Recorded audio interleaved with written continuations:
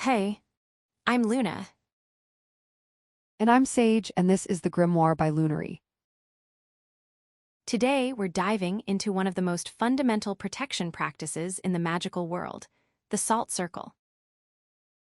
I've always been curious about this one. You see salt circles everywhere in movies and books, but there's got to be real wisdom behind it, right? Absolutely. Salt has been considered sacred and protective across cultures for thousands of years. Before refrigeration, salt literally preserved life by keeping food safe. So it's not just mystical, there's this deep, practical connection to protection and preservation. Exactly. And when you create a salt circle, you're tapping into that ancient understanding. You're essentially drawing a boundary between the sacred space you're creating and everything else. How does it actually work, though? Like what's happening energetically when you pour that circle? Think of salt as nature's purifier. It absorbs and neutralizes negative energy, kind of like how it draws moisture out of food. When you create that circle, you're establishing a clean, protected space. That makes so much sense. It's like creating an energetic bubble around yourself. Right, and the circle shape is important too. Circles have no beginning or end. They represent wholeness, completion, and continuous protection. So when would someone actually use a salt circle? I'm thinking this isn't just for dramatic ritual moments. You can use it anytime you need extra protection or want to create sacred space. Maybe before meditation, when you're feeling energetically drained, or if you're doing any kind of spiritual work. What about enhancing it? I've heard people mention adding herbs or using different types of salt.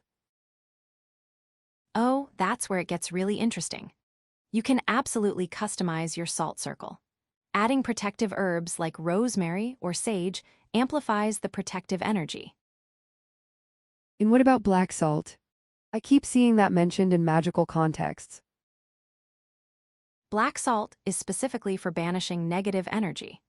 It's often made by mixing regular salt with charcoal or ash, and it's particularly powerful when you need to clear away unwanted influences.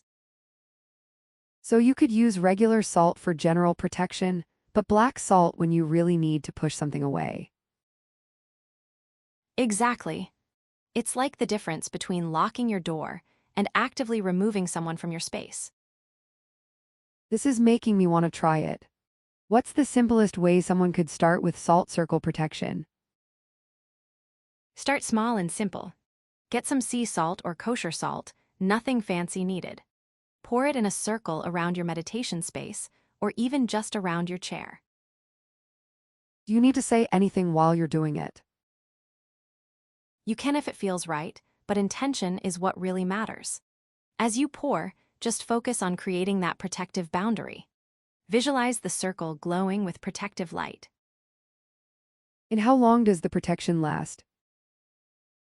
That depends on your intention and the energy of the space. Some people refresh their circles daily, others leave them for longer periods.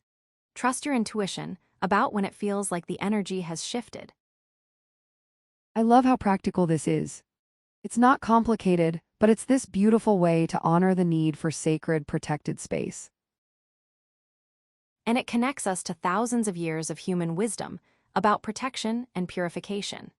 There's something really grounding about that.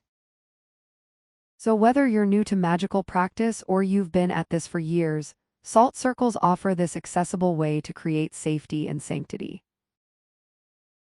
If you want to explore more protection practices like this one, check out Lunary's Grimoire. We've got detailed guides for salt circle protection and tons of other foundational practices. Until next time, may your circles be strong and your space be sacred.